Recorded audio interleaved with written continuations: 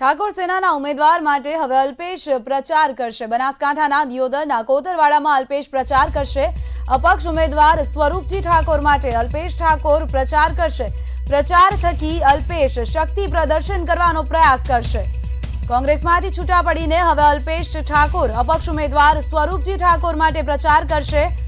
બનાસકાંઠાના દિયોદરના કોતરવાડામાં અલ્પેશ ઠાકોર પ્રચાર કરશે।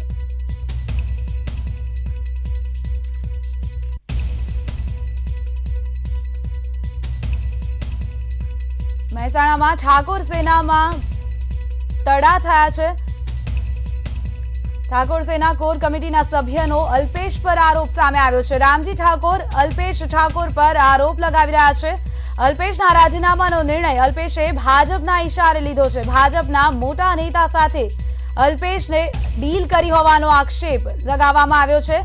અલ્પેશ ઠાકોર વારંવાર રંગ બદલે છે તેમ રામજી ઠાકોરે જણાવ્યું છે। મહેસાણા ઠાકોર સેના સ્વતંત્ર છે, તે અલ્પેશ ઠાકોરની સાથે નથી તેમ પણ રામજી ઠાકોર દ્વારા જણાવવામાં આવ્યું છે। અલ્પેશ ઠાકોરે લોકસભા ચૂંટણી પહેલા જ કોંગ્રેસને મોટો ઝટકો આપતા કોંગ્રેસમાંથી તમામ હોદ્દા પરથી રાજીનામું આપીને ગુજરાત કોંગ્રેસમાં ભૂકંપ સર્જી દીધો છે। પક્ષમાં ઠાકોર સેનાના યુવાનો અને પ્રદેશ કક્ષાએ યોગ્ય સ્થાન ન મળતું હોવા ઉપરાંત અપમાન થતું હોવાના કારણે રાજીનામું આપ્યું હોવાનું અલ્પેશ ઠાકોરે જણાવ્યું હતું।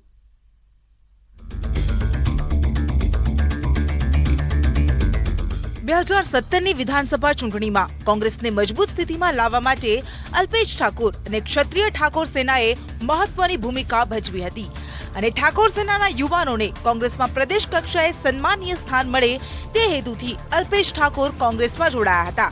છેલ્લા ઘણા સમયથી ચાલી રહેલી અનિશ્ચિતતાઓનો અંત આખરે આવી ગયો, જેમાં અલ્પેશ ઠાકોરે રાજીનામા પાછળ એક મહત્વનું કારણ આપ્યું હતું કે સમાજના યુવાનોને પ્રદેશ કક્ષાએ કોંગ્રેસે સ્થાન ન આપ્યું અને પરિવારનો માહોલ પણ ન આપ્યો, ત્યારે રાજીનામું આપવાની ફરજ પડી છે।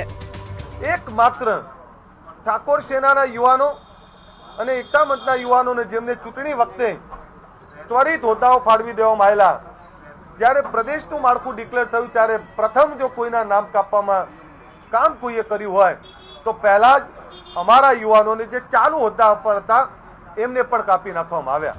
ઉલ્લેખનીય છે કે ઠાકોર ક્ષત્રિય સેનાની મદદથી અલ્પેશ ઠાકોરે ગુજરાતની રાજનીતિમાં કદાવર નેતા તરીકેનું સ્થાન પ્રાપ્ત કર્યું હતું, ત્યારે લોકસભા ચૂંટણી પહેલા જ કોંગ્રેસને અત્યાર સુધીનો સૌથી મોટો ઝટકો લાગ્યો છે, જેની અસર લોકસભાના ચૂંટણી પરિણામો પર થઈ શકે છે। મયુર માકડિયા, ન્યૂઝ 18 ગુજરાતી, અમદાવાદ।